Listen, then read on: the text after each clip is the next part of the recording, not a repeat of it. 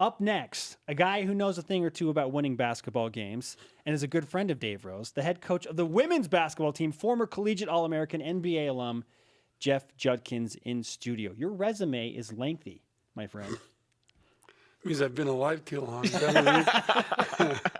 First of all, congratulations on wins 300 and 301. Well, Yes, thanks. congrats. Thanks. That's, I can't believe I've been here that long. That's kind of what it means when you win 300 games. You've been in the program for a while. And I mean, I see Gino with 900, and I'm going, holy cow. He's, 2/3 more than me. But my assistant coaches had a good time. They went back and looked at my coaching. I've coached for 24 years. And they said I have 700 something. So they go, you're riding the really path of Gino. He's coached for 32 years, and you run on his coattails. So that makes me feel a little bit better that, hey, my basketball experience for 24 years, I've been really blessed and to have good teams and be able to win some games. You bring up Gino Auriemma. Listen, you are one of very few coaches that has made him feel uneasy in head-to-head competition. Last year in the Sweet 16, there were some moments where he was like, what is going on? Yeah, he was a little nervous. I kind of like that. It would have been a lot better at the end of the game to have beaten him, but at least I made him think about some things and just wasn't like, hey, I'm just going to steamroll over you. I think a lot of people's got a good look at that and realize that if you execute and do the things you need to, you can push them to the limit. Yeah, well, coaches like yourself and Gino, you guys stay around because you're consistent, right? It's one thing to be good and have a good season here, a good season there, but to be consistent, that's, to me, I think the biggest challenge. Yeah, I'm kind of confused. A lot of people didn't tweet that. Like, have Dave Rose be consistent for the next 5 years, win 25 games a year. As a coach, like Brian's right. As a coach, you look at that a lot. You look and say, I need to be consistent every year. And, the big number for coaches in basketball is 20 wins. That's the big. You get 20 wins and you continue doing that. That's important. And doing that, then that gives you the opportunity to make that special run. And to me, what a key is, and a lot of people don't realize, when you have a good team and you get to the NCAA tournament with a good team, how can you do, what can that season mean to you?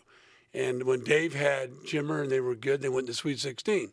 So for him, that's a real positive thing. For me last year, having Jen and Kim Beeston and Lexi and Morgan and all these guys, we had a good team and we got to really show that. So, but I'll never forget the Final Four that I coached at Utah, and to be able to get that far and get the championship game is something that I'll always remember. Now, you've been to 2 Sweet 16s as the head coach of BYU basketball, and this year it started out slow for your team.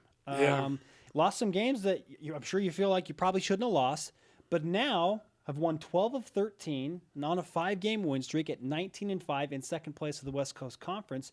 How do you like where your women's team stands now? Well, we have a big week. We have St. Mary's, who beat us here, and we play Pacific, who both are, I think, 10-3 or 9-3, and we're 11-2. So this is a big weekend for us. And you're right. We lost our first 2 games, and it's been kind of an uphill battle, and we've just stuck together. I've had a lot of changes. I lose Ashley Garfield to an injury. I have some players that I thought would step in that maybe didn't step in as fast as I thought. I've got some players that really have surprised me. Mackenzie Morrison has been a really good surprise, come in and really done a great job for us. Kind of took Kim's spot.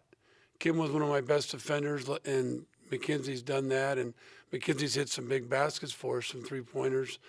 Lexi is playing. Last week was, 37. It was ridiculous. Yeah, 37 points. I mean, she almost outscores Pepperdine at half.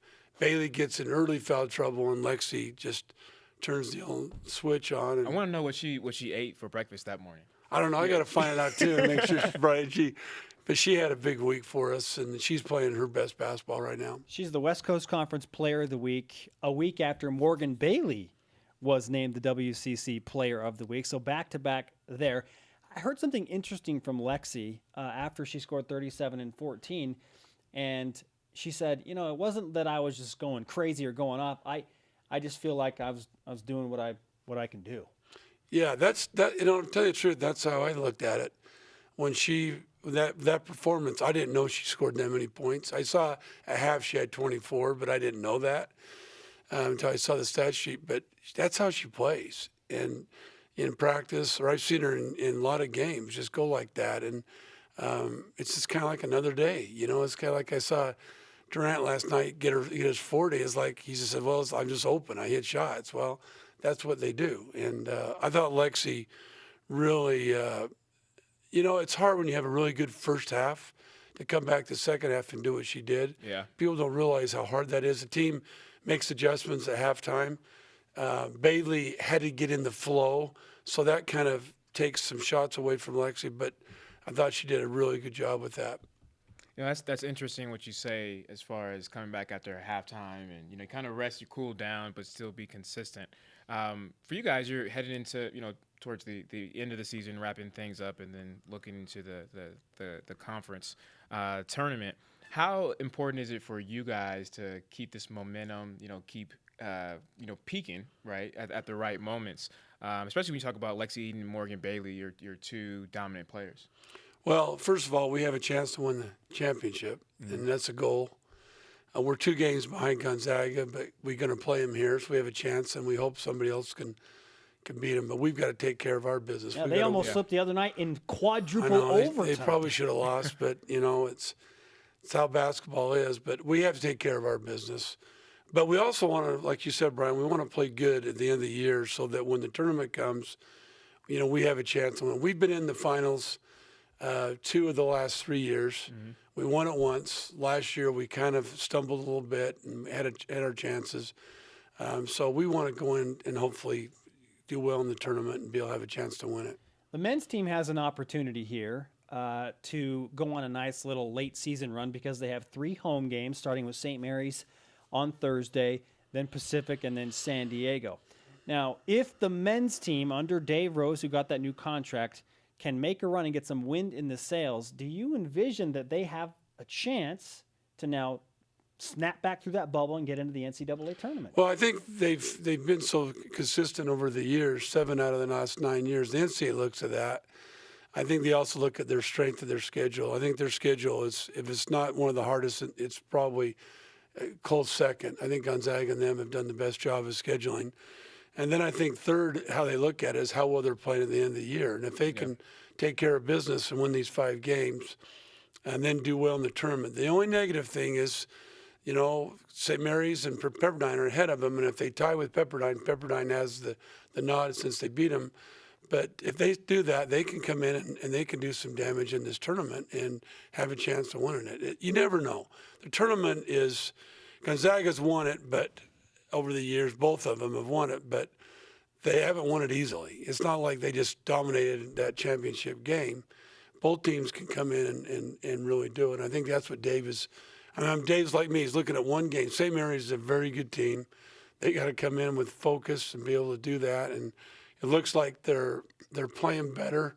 You know, I thought they played really well against Pepperdine. The ball just bounced the wrong way a couple possessions, but they take care of business Thursday night, and they can beat anybody any given night. They've really proven that. That's the thing. They haven't lost the game by more than 7 points, and that's against some of the elite competition in the country.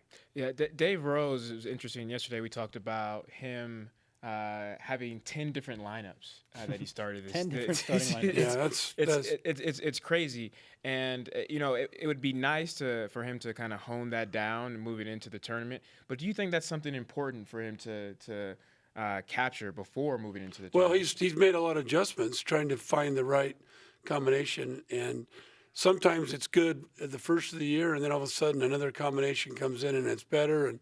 And good coaches, and what he's done is he's done a great job of trying to balance all that out. I know last year I didn't change my lineup once. I mean, I was lucky. Nobody got hurt except for Morgan got hurt a couple games, and I moved Ashley in that position. But you know, sometimes the years you turn out to be really good. You don't have a lot of injuries, and you've been lucky. But sometimes you got to kind of scramble.